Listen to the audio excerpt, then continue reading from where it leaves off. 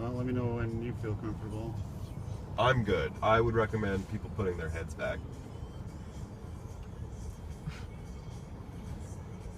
Do I have that entire lane on the right? You do, for about 50 yards. Okay.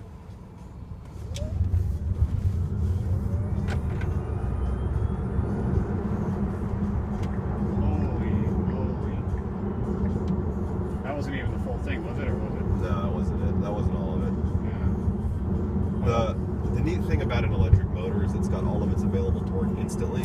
So at the very bottom at 0 RPM, which is it lets you do things like that. And honestly, the best 0 to 60 time in one of these cars is achieved by just stomping the accelerator all the way to the floor from the get-go. Man, that gave me kind of like nervous energy, huh?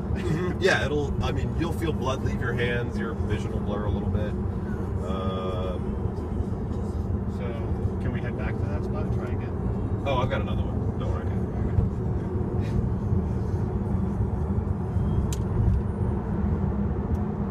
That's just outrageous.